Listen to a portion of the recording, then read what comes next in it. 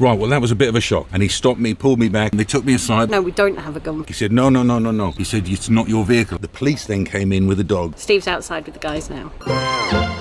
Welcome back. We've just boarded the ferry from Algeciras to Ceuta. As we entered the ferry, we headed to the lounge, which looked pretty packed. Okay, it's a bit of a choppy crossing, and standing up going for a wee is not very funny. But they do give you a bar to hang on to as you're standing. Right, just to update you with a little nugget of information is we have had 4G signal all the way across so far, and we're nearly there now. So there we go. We're able to catch up on our social media, on our Facebook and Instagram. And if you're not following us on Facebook and Instagram, head over there now, because we post up-to-date photos of where we are and what we're doing on there, don't we? And the videos follow just a little bit later on. Just under an hour, and we're just pulling in to Ceuta now, if that's how you pronounce it. Ceuta. However we pronounce things on this trip, don't pull us up, because we're not going to get it right. We know that. There we are. But we've had signal all the way across. But we will be trying. I don't like it when people don't try it. And there it is, still in one piece. So they couldn't get us on forwards. They asked us to spin round, and we turned round and reversed in. Now the beauty of reversing in is that we're going to be first out. We're right in front of the door here, so we should be first or second out. And I was just saying to Linz, do we have any Moroccan subscribers? Any of you guys from Morocco following us? Yet, I'm hoping to pick up some new Moroccan subscribers whilst we're over here anyway. All right, George, we're about to move, birds.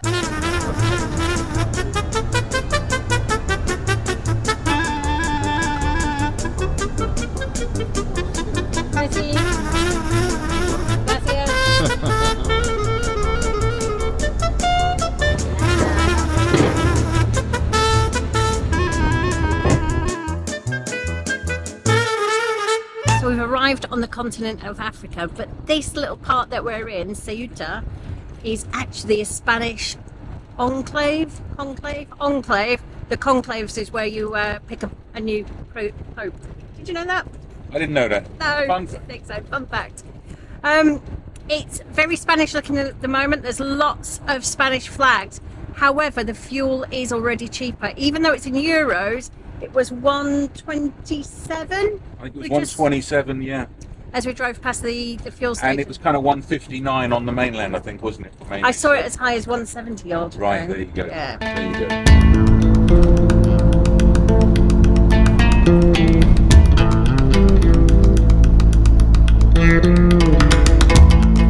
That one.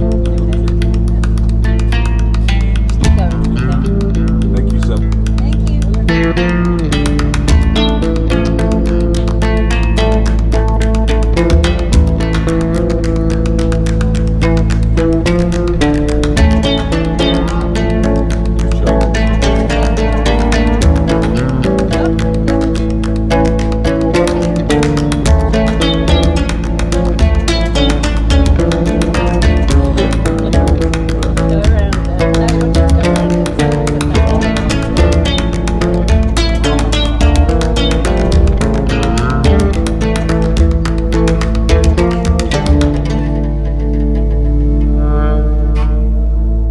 Well, that was a bit of a drama. They took me aside, they asked me to pull the vehicle over here, took my paperwork, I went across with the insurance, which I'm going to tell you about in a moment, but he had an issue. He said, where's the declaration of permission to use the vehicle? That's what he was asking for. He said, it's not your vehicle. I said, it is my vehicle. It's in the company name, but it is in Yowza Steve Radford. And my passport is in Stephen Radford. So he was questioning me about that. And then he said, can I prove that I own the business, Yowza, and things like that? And I was searching on the internet, and then he said, it's fine, don't worry, I'll let you go. So there we go. So it's all right. And also they've given me this ticket here, which I must hand back, otherwise they won't let the vehicle out of the country again. So I've got to put this somewhere safe, my love, all right? Okay, we pulled off a little prematurely. We got almost out through the gate, and then we're pulled back for a customs check. They're asking if we've got anything to declare. And no, we've not got a drone, and so far we've not got a gun either. So far, no, we don't have a gun, full stop. We never have a gun.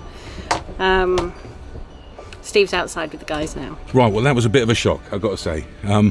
We thought we were out the woods, and I started to make our way out, and he stopped me, pulled me back. He said, no. And then we had another customs guy go around and open all the cupboards and check everything, come in here. He then, the police then came in with a dog and sniffed everywhere. thorough. And I asked them, do you do this for every vehicle? And they said yes. It was the dog that sniffed everywhere, not the police. So yes, there it is, mate. If you're going to come through customs, then you're going to get searched. Right, let's tell you about the insurance we got sorted before we came here. And we were looking for fully comp insurance, and it was hard. Everyone was saying, you're not getting fully comp insurance, you're going to have to get third-party insurance at the border, right? Mm-hmm. But we sorted fully comp insurance out with sterling before we came over. Technically, Steve had given up on getting insurance, and I just had one last roll of the dice. Right. Managed to get through to sterling on a whim, purely because I just was in the right mood for it that day. And they have completely sorted us out. They've been brilliant. So they've sorted us for 1 month insurance for Morocco, fully comprehensive for this vehicle, was £375. So I don't think that's bad at all. And I'm not sure how much it would have been at the border for a third party, but I'd imagine at least two. Yeah. And that's with a vehicle this side. If we were coming in something old and we didn't care about, then the third party insurance would be absolutely fine. But because we're in this, and we love this, and losing this would break us all. Exactly, and I know a lot of you have been in touch to ask us about that. So there's a link in the description, guys. Get in touch with Sterling Insurance and they'll sort you out.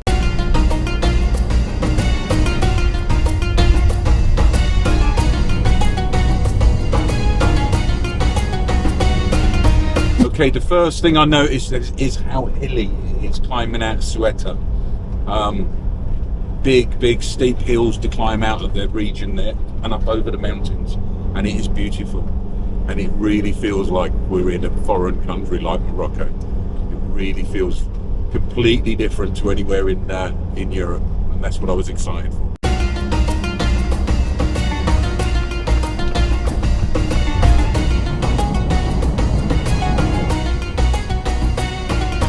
We soon pulled over to the service station to get some fuel. Doing a grand job cleaning my windscreen, which was a graveyard full of bugs on there. Thank you.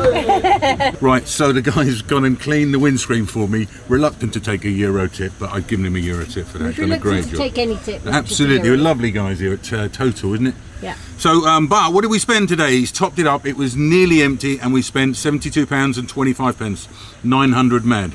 And I was able to use Apple Pay as well. That went through perfectly.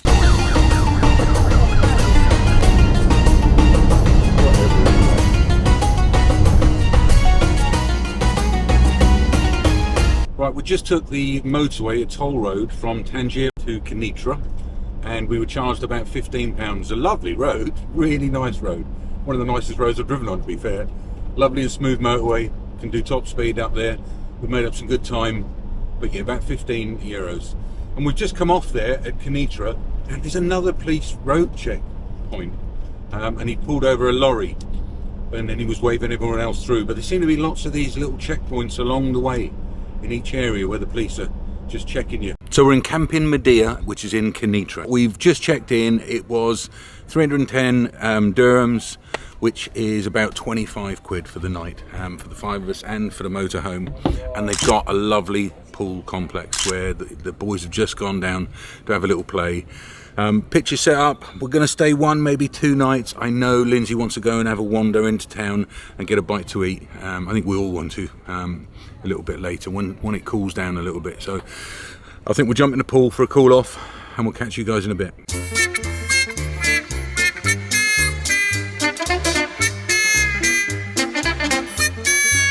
I'm not sure if the mic is picking that noise up.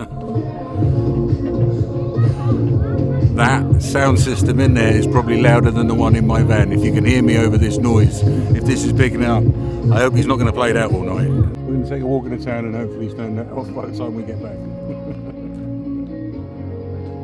I'm down with it. We've taken a walk down from the campsite to the busy hustle bustle side of town here. It's a bit touristy, people still coming up from the beach.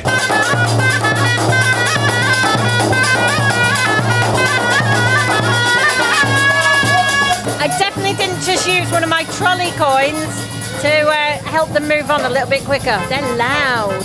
And we've ordered, what did we have? We had some tacos, we had a kofta, some dodgy looking ketchup that definitely isn't ketchup, I ordered some fish, but it never came, so I shared Steve's taco. Yeah, which is there more it like a burrito. Yes, isn't it?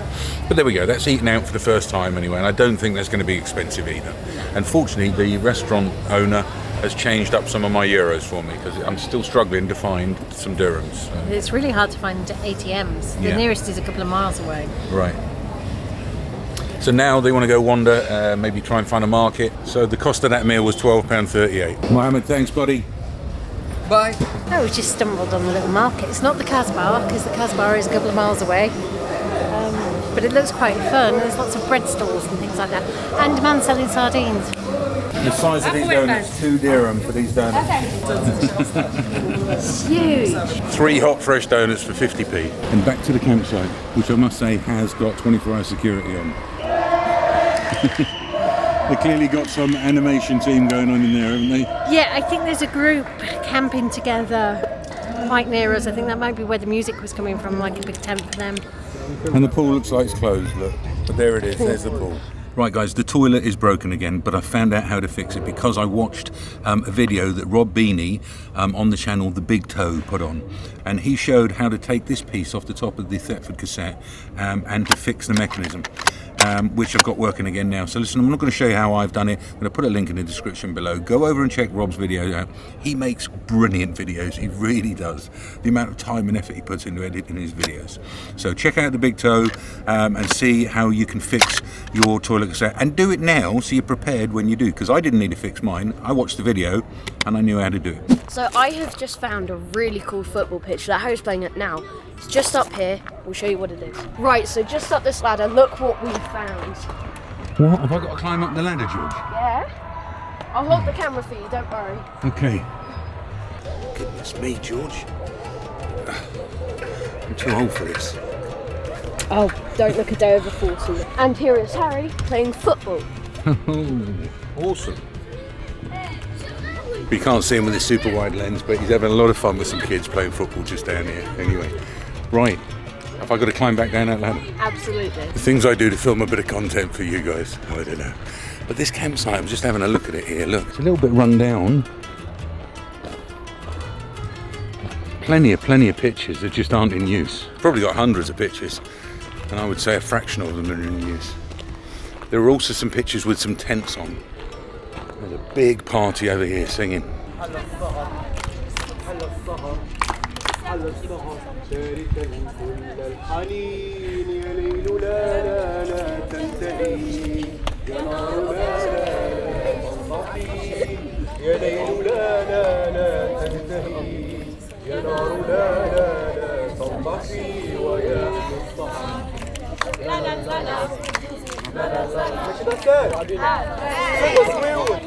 Would you listen to them singing? It was. It is so lovely. It's really nice. It's like Scouts or something like that. I'm not sure what it is. But first of all, I got the chair out, and second of all, I'm not being bothered by mosquitoes at the moment. Seems to be okay. Good morning. I'm catching up with a bit of video editing while Linz is over here doing a stretch this morning, and they are kicking out the music next door. I've just taken this opportunity to record this while it's gone quiet. But I guess it looks like it's a children's camp that's having a gathering over there that we saw last night. So I don't mind, that's okay. But it's a struggle to hear what I'm editing right now. Anyway, we're going to let George have a little swim in the pool before we head into Rabat, the capital city of Morocco, for a wander around, because it's a lovely cool 25 degrees today, so I think it's probably a lovely temperature to have a look around the city. Right, let's take you for a quick look around the facilities. Georgie's swimming over here, the little fish that he is. Well done, bud.